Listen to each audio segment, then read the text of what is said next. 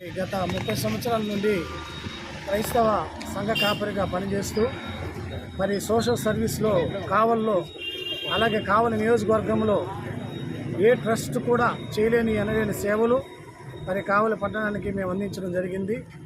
మా ప్రజలు నన్ను మీరు ఎమ్మెల్యేగా పోటీ చేయాలని ప్రోత్సహించారు.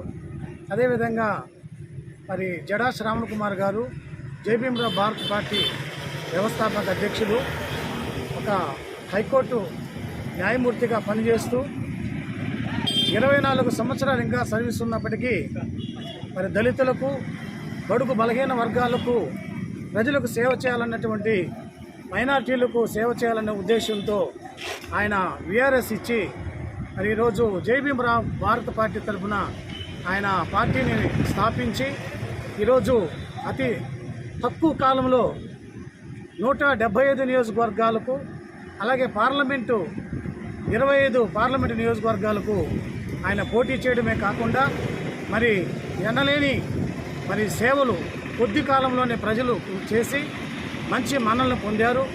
వారి సహకారంతో కావలి నియోజకవర్గానికి అసెంబ్లీ అభ్యర్థిగా నేను పోటీ చేయడం జరుగుతుంది. కాబట్టి ఇప్పటివరకు ఎన్నో పార్టీలు మనం చూసాము.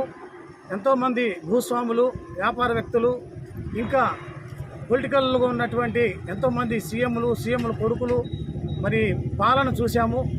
మరి ఒక సామాన్యుడిగా, ఒక క్రైస్తవ సంఘ కాపరిగా మొట్టమొదటిగా మా కమ్యూనిటీ నుంచి ఒక ఎమ్మెల్యే అభ్యర్థిగా పోటీ చేస్తున్నాను. ప్రజలందరూ నిస్వార్థంగా సేవ చేయాలనే ఉద్దేశంతో మేము ముందుకు వస్తున్నాను. ప్రజలందరూ ఆశీర్వదించి ఈ అసెంబ్లీ ఎన్నికల్లో కావలి నియోజకవర్గంలో ఓటు గుర్తుపై ఓటు వేసి రాబో కాలంలో మీకు ఇంకా దగ్గరగా సేవలు చేసే అవకాశాన్ని కలిగించాలని మనసారా ఈరోజు నామినేషన్ ఇవ్వడం జరిగింది.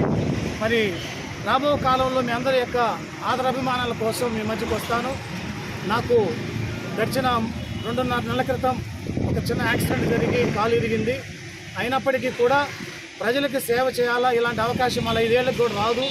మరి డాక్టర్ గారు నడవడానికి అవకాశం కల్పించారు, కానీ పర్వాలేదు బాగుందని, కానీ అంత ఫ్రీగా నడవలేను. కాబట్టి నా ఇచ్చాలని మనసారా మిమ్మల్ని అందరూ కోరుకుంటున్నాను. Thank you.